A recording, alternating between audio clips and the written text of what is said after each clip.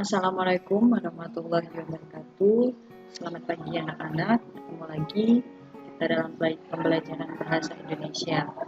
Nah, hari ini Ibu akan menjelaskan tentang mengidentifikasi unsur dalam karya ilmiah. Nah, seperti yang kalian ketahui, pada pertemuan yang lalu sudah Ibu kirimkan PowerPoint tentang mengidentifikasi unsur karya ilmiah. Dan hari ini Ibu akan menjelaskan unsur apa saja yang terkandung di dalam karya ilmiah. Baiklah, sebelum Ibu menjelaskan satu persatu unsur apa saja yang terkandung dalam karya ilmiah, Ibu akan menjelaskan terlebih dahulu apa sih itu karya ilmiah. Karya ilmiah adalah hasil karya yang diperoleh dari kegiatan menulis dengan konvensi ilmiah. Penulisan karya ilmiah menggunakan logika berpikir dan gaya bahasa yang sistematis. Karya ilmiah dapat ditulis dalam berbagai hal bentuk penyajian. Setiap bentuk itu berbeda dalam hal kelengkapan strukturnya. Nah, jadi karya ilmiah di sini adalah hasil karya yang ditulis dari hasil penelitian. Biasanya karya ilmiah ini bisa berupa bentuk suatu makalah atau suatu hasil penelitian. Jadi, dalam penulisannya pun menggunakan logika berpikir dan gaya bahasa yang sistematis. Gaya bahasa sistematis itu adalah gaya bahasa yang tersusun. Nah, karya ilmiah ini dapat ditulis dalam berbagai macam bentuk penyajian. Nah, itu dibedakan dari struktur apa saja yang terkandung di dalam karya ilmiah. Nah, kita akan bahas macam-macam bentuk penyajian yang seperti apa yang biasa dibuat untuk menuliskan suatu karya ilmiah. Oke, bentuk penyajian karya ilmiah terbagi ke dalam 3 jenis, yaitu bentuk populer, bentuk semi formal, dan bentuk formal. Jadi di sini kita fokuskan 3 pembahasan penyajian karya ilmiah. Kita langsung saja masuk ke pembahasan pertama, bentuk populer. Karya ilmiah bentuk ini bisa diungkapkan dalam bentuk karya ilmiah ringkas. Ragam bahasanya bersifat santai atau populer. Topik yang dikemukakan menyenangkan dan menarik. Nah, karya ilmiah populer dapat dijumpai dalam media massa seperti koran dan majalah. Nah, di sini Ibu ada contoh majalah kabar legislatif Provinsi Sumatera Selatan. Nah, di dalam majalah ini memuat tentang dari legislatif menuju eksekutif. Nah, majalah ini termasuk ke karya ilmiah bentuk populer. Mengapa majalah termasuk ke dalam karya ilmiah bentuk populer? Karena salah satu ciri karya ilmiah bentuk populer itu menyatakan topik yang akrab dan menyenangkan dan juga menarik. Nah, menarik itu dalam artian tampilannya. Kemarin yang bertanya, Bu, bagaimana kalau berita informasi yang ada di media online atau berita online yang biasa kita temukan di sosial media. Nah, itu termasuk juga ke dalam karya ilmiah bentuk populer, hanya saja dia bentuknya online atau virtual. Oke, selanjutnya kita ke pembahasan kedua, bentuk semi formal. Jadi karya ilmiah itu ada juga yang berbentuk semi formal. Mengapa dikatakan semi formal? Di sini strukturnya sudah meliputi halaman judul, kata pengantar, daftar isi, pendahuluan, pembahasan, simpulan daftar dan daftar pustaka. Tapi dia tidak sebegitu detail seperti bentuk yang formal. Mengapa demikian? Karena biasanya bentuk karya ilmiah yang semacam ini umumnya digunakan untuk jenis laporan kegiatan atau makalah hasil penelitian. Jadi disesuaikan dengan topiknya. Ibu bercontoh, misalkan kita mengadakan suatu kegiatan peringatan hari ulang tahun kemerdekaan. Nah, kita mengadakan kegiatan tersebut sebelumnya kita mengajukan proposal terlebih dahulu. Nah, Pada saat kegiatan tersebut sudah terlaksana, kita akan membuat laporan hasil kegiatan. Nah, laporan hasil kegiatan itulah meliputi semua struktur yang ada di karya ilmiah ini, karena dia termasuk ke dalam karya ilmiah bentuk semi formal. Oke, kita kupas satu persatu. Halaman judul. Halaman judul di sini laporan kegiatan peringatan Hari Ulang Tahun Kemerdekaan Republik Indonesia di SMK Pratiwi Prabumuli. Nah, kata pengantarnya ini yang seperti apa, Bu? Nah, kata pengantar ini bisa berisikan tentang penjelasan mengapa pentingnya kegiatan itu dilaksanakan. Daftar isi meliputi apa saja yang akan dibahas, halaman-halamannya misalkan bagian pendahuluan ada di halaman 5, bagian pembahasan ada di halaman 10, dan seterusnya. Nah, bagian pendahuluan ini biasanya berisikan latar belakang kegiatan apa yang akan kita laksanakan. Nah, di bagian pembahasan ini kita menjelaskan tentang bagaimana hasil dari kegiatan yang sudah kita lakukan. Misalnya kegiatan tersebut berjalan dengan lancar, bagaimana proses pelaksanaannya. Nah, itu dituliskan semua secara lengkap, secara detail, dan secara rinci di dalam laporan hasil kegiatan. Nah, selanjutnya ada simpulan. Simpulan itu berdasarkan inti dari apa saja yang sudah kita terangkan di pembahasan, kita ambil kesimpulannya. Oh, kesimpulannya kegiatan yang kami lakukan berjalan dengan lancar. Oke, di sini ada daftar pustaka.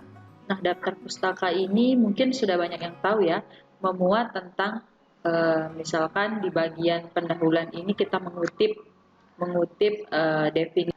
Nah, itu kita harus letakkan, kita mengambil kutipan tulisan tersebut di buku mana, halaman berapa, penerbitnya siapa, itu harus dijelaskan secara detail di bagian daftar pustaka agar kita tidak dicap sebagai plagiat. Apa itu plagiat? Plagiat itu adalah menjiplak karya orang lain tanpa izin. Oke, bentuknya tadi sudah Ibu jelaskan ya, ada dua, bisa jenis laporan kegiatan biasa atau juga bisa makalah hasil penelitian. Bisa juga bentuk-bentuk yang lain, yang penting unsurnya meliputi ke 8 poin ini, ke 8 unsur ini. Oke, sampai sini sudah paham? Kita lanjutkan ke yang terakhir, yaitu karya ilmiah bentuk formal. Nah, kenapa disebut formal? Dari namanya saja kita sudah sedikit tahu, oh bentuk formal, berarti ini untuk sesuatu yang bersifat resmi. Oke, karya ilmiah bentuk formal disusun dengan memenuhi unsur kelengkapan akademis secara lengkap, seperti skripsi, tesis, dan disertasi. Unsur karya ilmiah bentuk formal sebagai berikut. Nah, di sini ada beberapa unsur yang wajib, yang harus ada di dalam karya ilmiah bentuk formal. Nah, di sini ada skripsi, tesis, dan disertasi. Pasti sudah tidak asing lagi kalau mendengar istilah skripsi. Skripsi ini diperuntukkan untuk syarat kelulusan ketika kita mengenyam pendidikan strata 1 atau S1 untuk mendapatkan gelar sarjana. Nah, tesis ini apa, Bu? Tesis ini sama dengan skripsi, bedanya kalau skripsi tadi untuk menempuh ujian kelulusan strata 1 atau S1, nah kalau tesis ini untuk strata 2 atau S2. Nah, dan yang ketiga ini disertasi. Disertasi ini untuk menempuh pendidikan kalau kita mau menempuh pendidikan strata 3 atau S3. Nah, unsur karya ilmiah bentuk formal sebagai berikut. Yang pertama itu judul. Jadi dalam sebuah karya ilmiah, baik itu skripsi, tesis, ataupun disertasi, harus ada judul, disesuaikan dengan topik penelitian apa yang akan kalian bahas. Nah, yang kedua ada tim pembimbing. Biasanya tim pembimbing ini adalah dosen kita yang akan membimbing kita untuk menyelesaikan skripsi yang kita buat. Selanjutnya ada kata pengantar. Sama halnya dengan karya ilmiah bentuk semi formal, Selanjutnya ini ada abstrak. Nah, ini ada daftar isi. Nah, bab pendahuluan. Mohon maaf, ini ada kesalahan penulisan. Nah, bab pendahuluan ini berisikan latar belakang apa saja yang akan kita bahas. Oke, Ibu kasih contoh di sini. Skripsi, kita akan membuat skripsi yang berjudul kebiasaan membaca siswa di SMK Pratiwi Prabumuli. Nah, kebiasaan membaca. Jadi pada bab pendahuluan ini kita akan membahas pengertian kebiasaan, pengertian membaca, pengertian kebiasaan membaca dari berbagai macam sumber, menjadikan landasan utama ketika kita membuat sebuah karya ilmiah bentuk formal, bisa itu skripsi, tesis, ataupun disertasi. Dan juga tidak hanya latar belakang, di bagian pendahuluan juga kita membahas masalah apa yang akan kita kupas pada penelitian ini. Selanjutnya ada juga tujuan mengapa kita melakukan penelitian tersebut, dan manfaat apa yang kita dapatkan ketika kita melakukan penelitian tersebut. Oke, lanjut. Bab telaah kepustakaan. Kepustakaan ini berisikan tentang materi yang akan kita bahas. Jadi menjelaskan tentang poin-poin apa saja yang akan kita kupas. Nah, bab selanjutnya ada metode penelitian. Nah, dalam metode penelitian ini kita menjelaskan bagaimana cara kita melakukan penelitian tersebut, menggunakan metode apakah. Misalkan kalian mau melakukan penelitian tentang kebiasaan membaca siswa-siswi SMK Pratiwi Prabumuli. Nah, untuk mengetahuinya itu kalian bagaimana, metode apa yang akan kalian lakukan? Misalkan melakukan metode wawancara, bisa juga menggunakan metode dokumentasi. Jadi disesuaikan dengan penelitian apa yang akan kalian lakukan. Oke, selanjutnya bab pembahasan hasil penelitian. Nah, di bagian bab pembahasan hasil penelitian ini dibahas tentang persentase hasil penelitian kalian, apakah penelitian yang kalian lakukan itu berhasil, berapa jumlah presentasinya. Nah, di sana dijelaskan secara rinci apa yang kalian dapatkan setelah melakukan penelitian. Oke, selanjutnya bab simpulan. Nah, dalam bab simpulan ini menjelaskan tentang apa saja yang kalian dapat, sama halnya dengan hasil penelitian, tapi di bab simpulan ini lebih rinci dan lebih mengerucut ke inti apa yang kalian dapatkan dari penelitian. Selanjutnya daftar pustaka digunakan untuk memuat referensi-referensi buku apa saja yang kalian gunakan selama proses pembuatan skripsi tersebut. Jadi harus dituliskan dengan lengkap judul buku, nama penulis, penerbit, tahun terbit, dan lain sebagainya agar tidak terjadi plagiasi. Oke, selanjutnya ini ada lampiran. Nah, lampiran ini bisa berupa dokumentasi ketika kalian melakukan hasil-hasil penelitian. Jadi untuk memperkuat, karena ini kan karya ilmiah bentuk formal. Jadi untuk memperkuat, misalkan si Ani, dia memang melakukan penelitian skripsi, ada buktinya, bukti-bukti di dalam lampiran foto ketika dia melakukan penelitian. Selanjutnya riwayat hidup. Nah, ini penting ya, daftar riwayat hidup kita, penulis karya ilmiah harus ditulis dengan lengkap agar ketika orang membaca karya yang kita buat, mereka akan tahu, oh ini hasil karya si Ani, oh ini hasil karya si siapa, seperti itu ya.